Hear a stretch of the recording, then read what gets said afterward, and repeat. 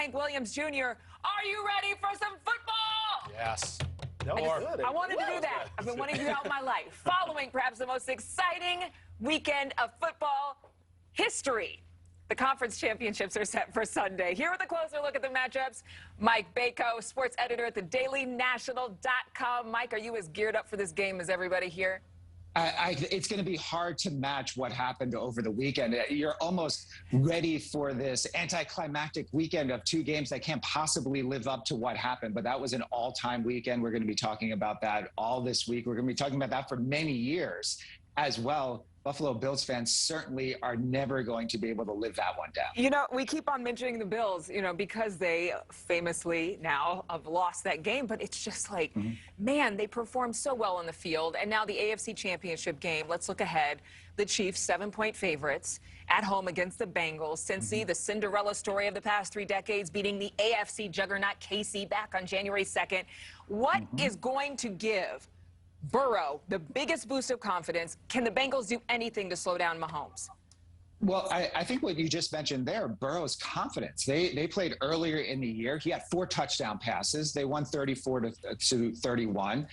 One of their receivers, Jamar Chase, had over 250 yards receiving. So they've proven it on the field that they could go toe-to-toe with the Chiefs. So when you just look at it from a recency perspective, can they play on the same field as the Chiefs? Yes. Can they learn from what the Bills did just this past weekend? Yes. Is Joe Burrow comparable in the same field as what Josh Allen was able to do? They have different skill sets, but what it proves is that you can move the ball on the Chiefs. It's going to be a high-scoring game. But the beauty of the Chiefs, and they do this every playoff season, and you're watching their games and you're thinking, when's Mahomes just going to break out? When's he going to have that Golden State Warriors run where you see Steph Curry hitting threes all over the place, and all of a sudden the score goes from being really close to a 17-3 run, and then they're off and to the races. And that's what the Chiefs did last week. That's what they've done traditionally in the playoffs, and that's what the Bengals are going to have to go toe-to-toe with them.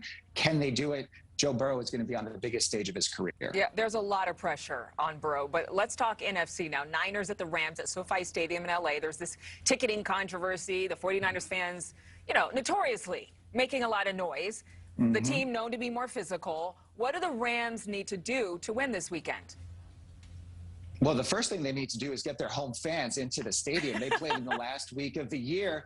And as the home team, wait. I got to time you out there. Being somebody who was born in L.A., a California native, there are a lot of people who have been pent up in their homes for the past year. The isolation in L.A. has been so staggeringly depressing, quite honestly. Then you tell people to come on out for some football. It's a mixed message in L.A. I think that's the problem.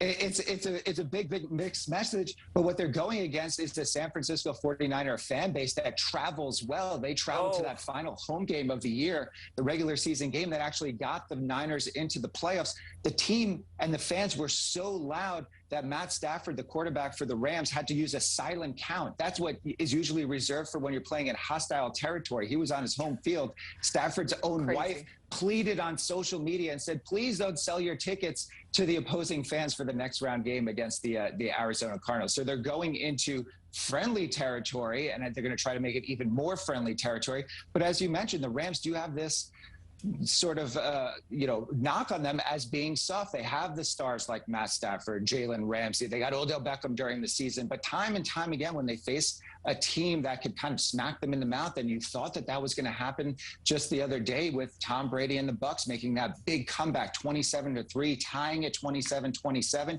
You thought, here we go, typical Rams, they're going to blow it again. But no, Stafford had a long pass. They were able to kick that field goal. They were able to win. They're going in with momentum, and I think they're going to carry it through, and I think they're going to make it to the Super Bowl. Okay, making your prediction, Mike Bako, talking it all on this morning's Morning in America. Thank you so much, sports editor with the DailyNational.com. I'm out of time. I would love to talk to you some more, but we'll check in with you next time, all right?